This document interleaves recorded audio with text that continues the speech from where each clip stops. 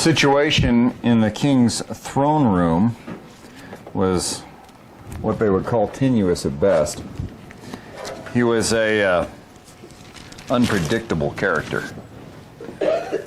And he would go from kind of calm, rational one minute to kind of spitting, spluttering, and kind of yelling the next. And in the case of talking about the rebels that were needing to be dealt with, well, nobody could really make much sense with him. He constantly had issues in that department. And he would go from kind of, they are my children, my responsibility, to they need to be exterminated from one minute to the other, just back and forth and back and forth. One constant theme that ran with this king was that these people are errant children, and they need to be disciplined. They need to be brought into conformity. They need to be brought into obedience through whatever means necessary.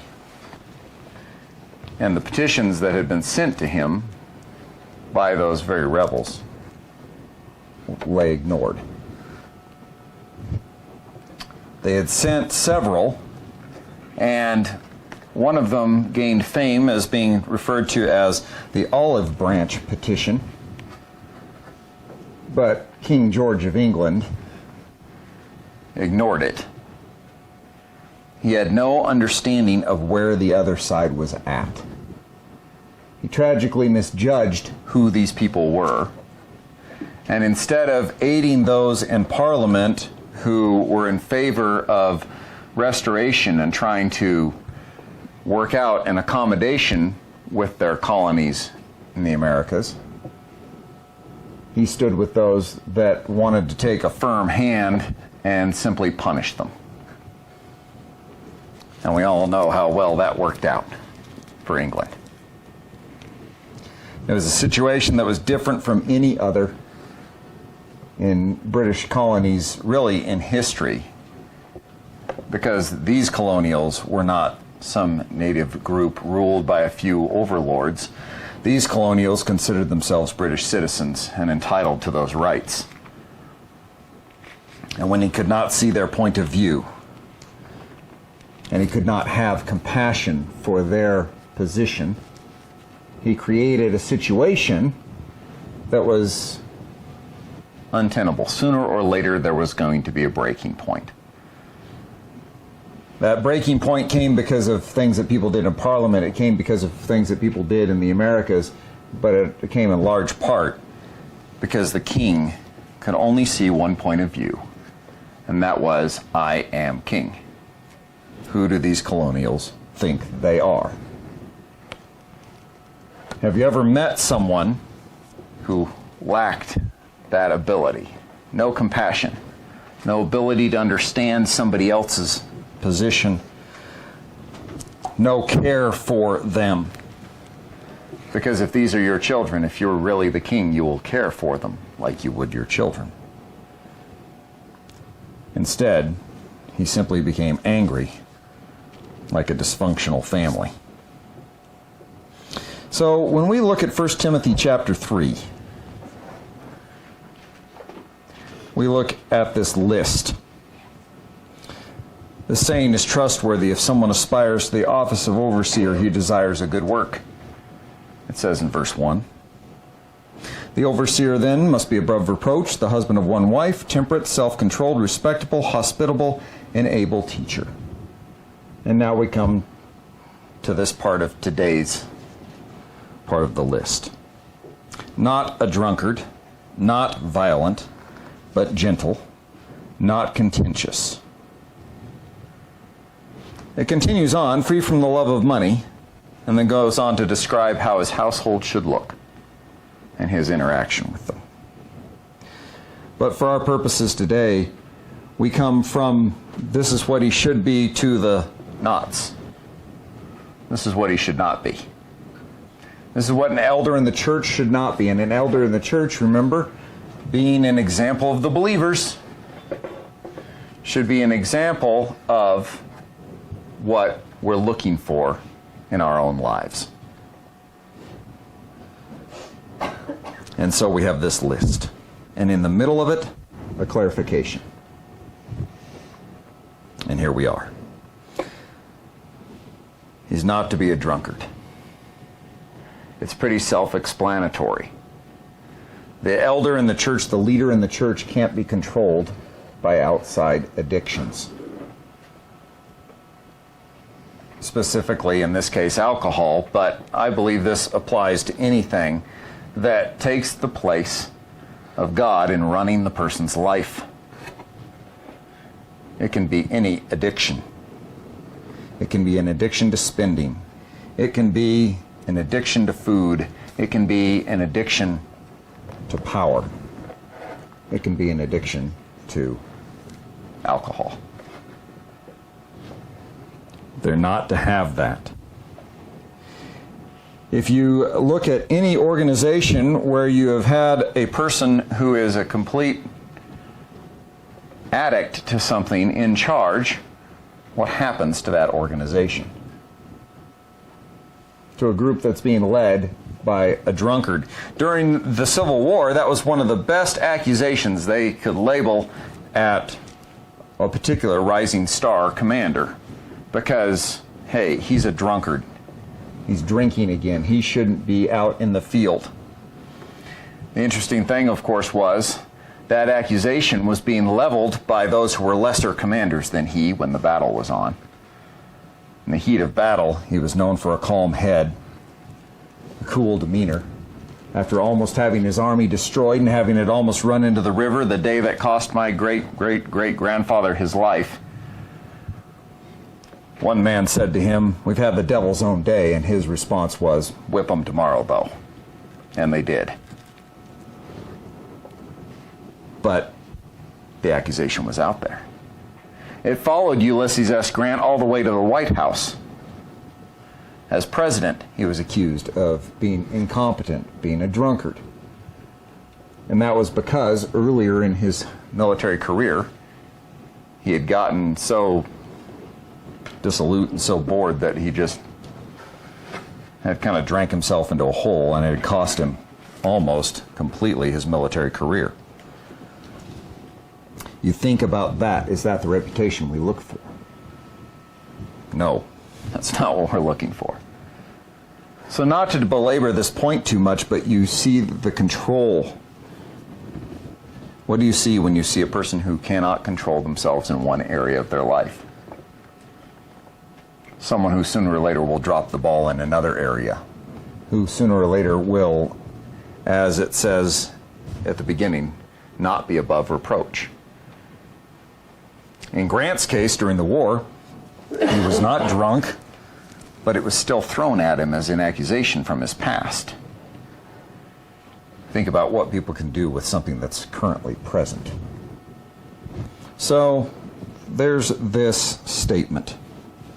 If you want to be in this position, if you want to be a representative of what we're aiming for, don't be controlled by other things. Let me ask you this question: what controls you? What controls the decisions you make? That famous line from so many children over so many years. When the parent asks, "What were you thinking?" And how many of us have answered, "I don't know." And then in my mother's ever-prescient words, "You weren't thinking." No, I just did it because I had an impulse.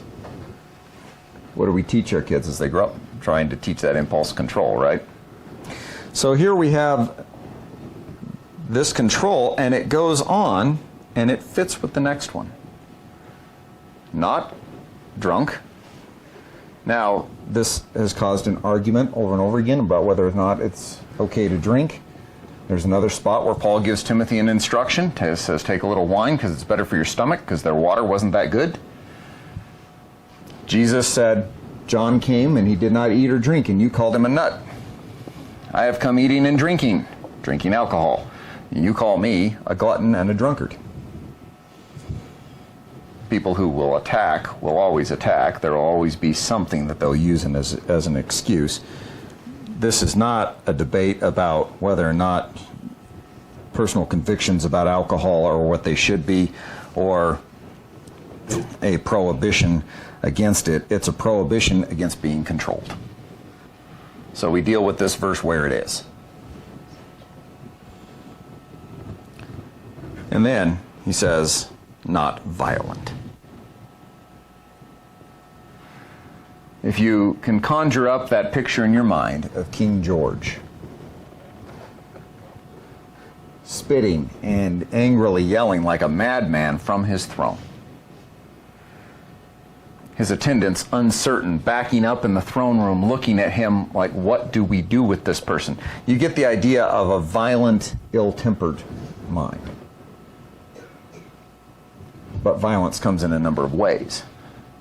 And you'll notice that it fits with this idea of being drunkard, and later on,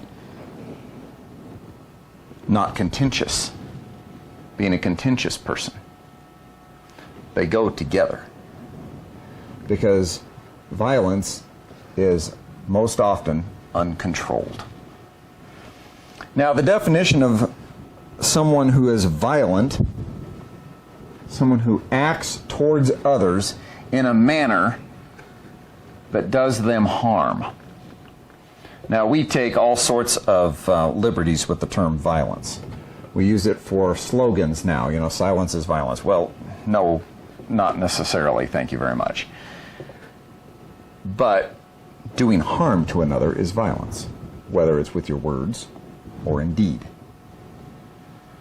Now, I know what people are trying to say with that slogan, because they're saying, if you're not saying something about something that's wrong, you're as culpable as someone else. But this particular term is not referring to, whether or not you're on the sidelines on something. It's talking about someone who injures another to gain what they want. Do you want an elder in your church who willfully engages in injuring others to gain what they desire? I should say we do not. Do we as Christians want to represent God that way? Political fights within church, I would include under this kind of term. That's why I put not violent and not contentious, which skips over the next term but is an interlude here that clarifies, together. Because contention, why would a person be contentious within the body? Because they have a goal and they want something. And they're willing to do violence of one sort or another to get it. Now that violence is ranged. I had a pastor who once told me that a deacon pulled a knife on him. It's an interesting situation. And I've also seen the political wranglings behind the scenes where someone is having their career damaged by others who are manipulating. Someone's reputation being damaged. The church being done violence to, if you will, by someone who is working for what they want. If you look at the American Revolution, you look at King George, it was interesting that he so misunderstood the situation, and it's because he only understood it from one point of view.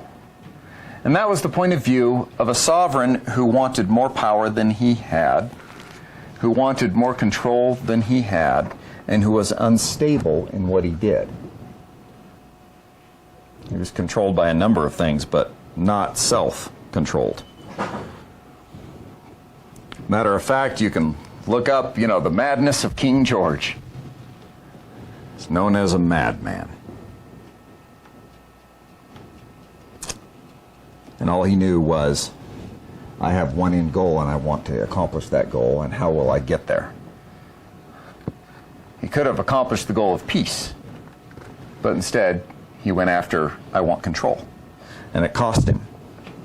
It cost his nation. So when you look at the church, this person should not be controlled by other things and they should not be willing to injure others to accomplish a goal. Even if they think that goal is a worthy one, they should be unwilling to destroy other people within the church to get to it. Not contentious, not stirring up trouble. The idea of contention is one of creating conflict within the church. We as Christians should strive for this ideal, and we shouldn't be creating conflict within the church. We should be rooting it out.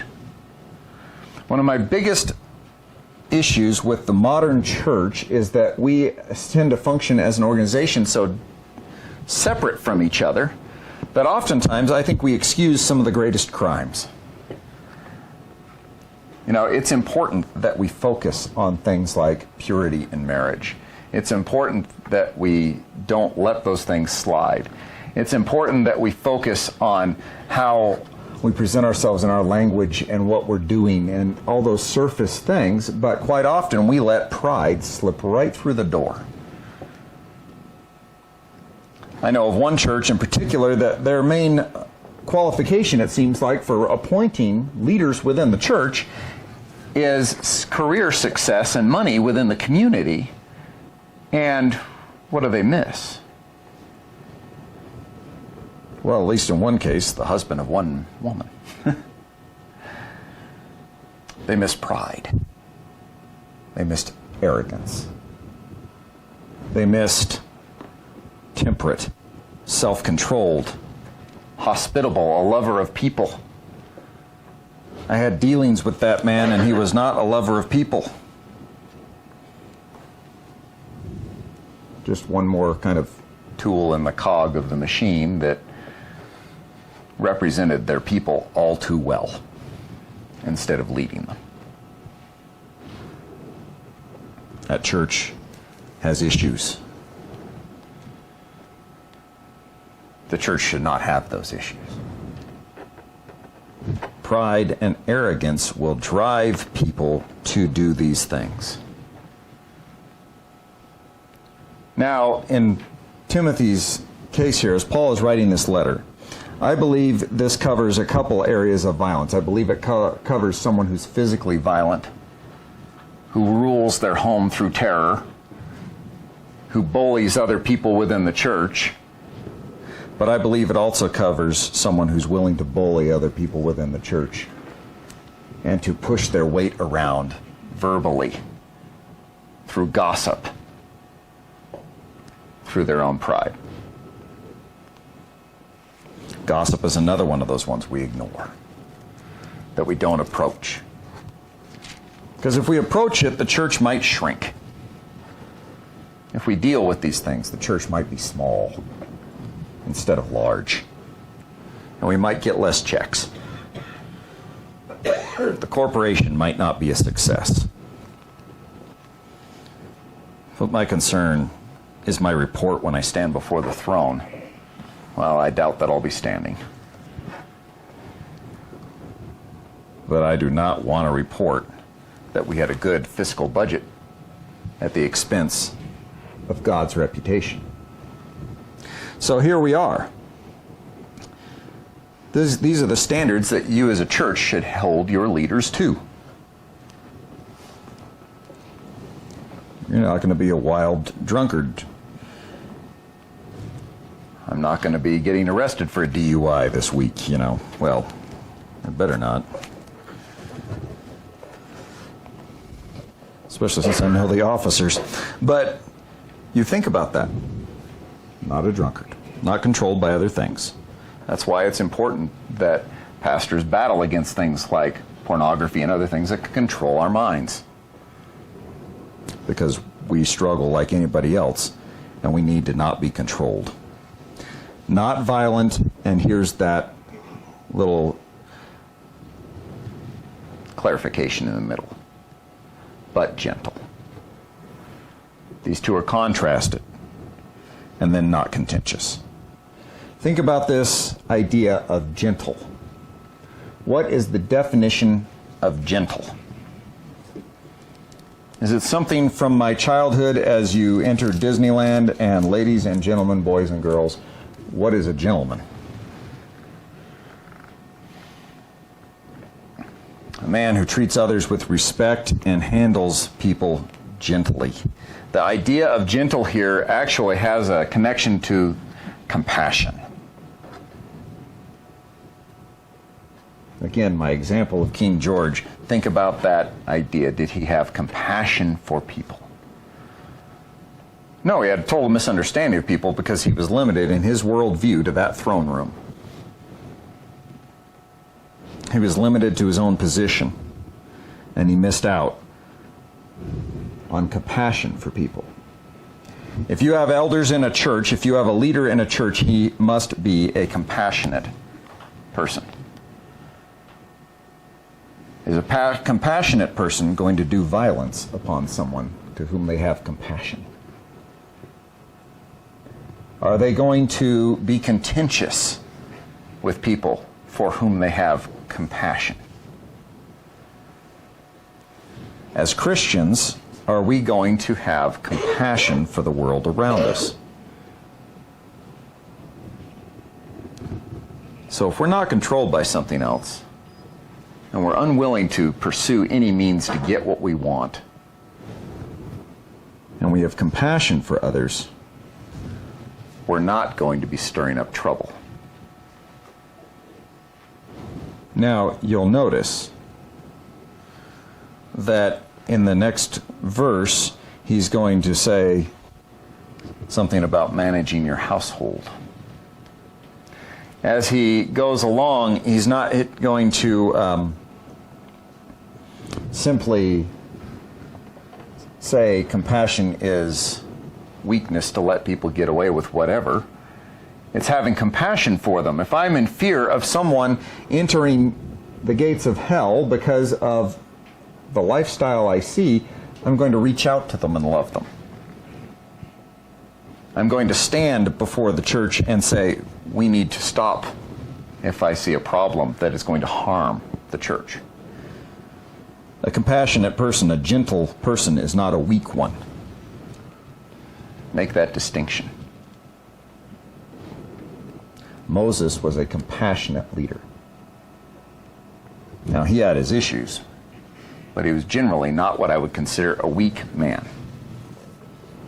He came down off the mountain, he saw the people worshiping a false god, and he became so angry that he threw the 10 Commandments to the ground and shattered them. Then he tempered that anger a little bit, but then he disciplined the people. He melted down the statue, ground it into dust, threw it into the water, and made them drink it. He was not a weak man. Pretty scary man, actually, when he was pretty angry. He had killed a man in his youth. His youth, he was 40 years old, simply because he was angry at what was going on. He was not a weak man. And yet, when God said, I'm going to destroy this people, he said, kill me instead. Because he had compassion for them. And God knew that. He became more and more like the God that he served as he went along, and he had compassion for people. So think about this list so far. Above reproach, not bringing shame upon the Lord. Faithful in their marriage. Temperate, self-controlled. Respectable, holding the respect of the community around them. A lover of people, hospitable. Able to teach and pass on what they know.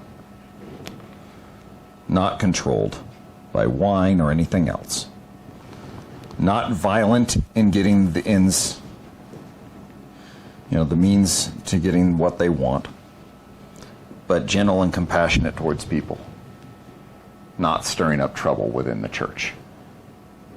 The worst thing you can do is give in to a bully and give them a position of power in order to temporarily shut them up. Look at the world around us, and you'll see examples of that. And then the last thing in verse 3, the last not, is that they should be free from something else. And that is the love of money. Because nothing can compete with God for the person who's going to lead. So let me ask you this. If the person who's going to lead is an example of the believers, what competes with God in your life? That's probably one of the most important questions we can ask a pastoral candidate or an elder or ourselves. What competes with God? Is it a relationship that competes with God? Is it the desire for stuff that competes with God? In this case, is it the love of money? Because if you begin to love money, and that begins to be your motivation, you will find that that taints everything else. It will control a pastor's actions. You know, we always wonder, how did the person get to where they were taking money from God's people? How did a person get to where they were more concerned about their reputation and their book sales than they were about the Word? How do we get to a point where we're paying thousands upon thousands upon thousands of dollars for Christian speakers instead of a reasonable amount because we're copying the world? It's about the money. I say that, you know, it's easy for me to say that because my speaking services are not in demand. I haven't been called by anybody to a large arena full of people recently. But I like to think that getting the gospel out, the opportunity is more important than the pay. Yes, we need to fund people, we need to pay, make sure that they can live, but at the same time, what drives this person? They need to be free from the love of money. What drives you? You'll notice that the first part and the last part of this verse are anchored the same way, something that controls. And then in the middle of it are the means. So you have something that controls, something you're addicted to, means of violence. Instead, we should be compassionate and loving and gentle. And then we have means of manipulation, contention within the church. And it's all anchored by being controlled by money, by the desire for something. He doesn't say money is evil, doesn't say money is bad, doesn't say don't give a position to a rich man. I know some rich people, they use their money for the Lord in amazing ways because they're not in love with it. But when you love it, it will control you. And here we are. The last requirement is how they run their household, and that is something we'll talk about next week. But if you have this person, you can see how their household is already shaping up. If they've got these other priorities in place, their household will run well. But what better place is there to see all these different attributes than what happens behind closed doors in someone's household? And of course, in biblical times, it was even harder to hide those things, because the community was smaller. The walls were thinner. Well, actually, they were probably thicker, but, you know, they were made out of less dense material. They were not as easily hidden away. Life wasn't as compartmentalized. And so, just like us in a small town, you know everybody's business. Every secret that you think is hidden, somebody else knows. Here we are.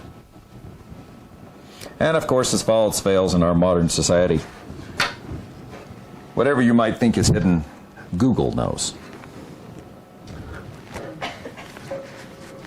I specifically love the description of where your package is at the moment. I saw the meme a while back, said FedEx, your package is somewhere between Albany and Rochester, New York. The U.S. Postal Service, what package? And I joke about that. Dave were here. I'd be careful to clarify, because he is a postal worker. And he gets my mail to me. I appreciate that. But then you had UPS, it's on a truck driven by a guy named Rob, and he's 2.6 miles away.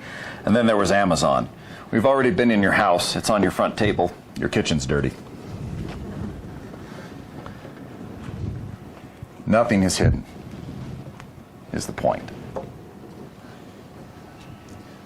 And the Lord knows it all in the end. And if we look for leadership within our church, leadership within our own lives, this is what we need to be pursuing.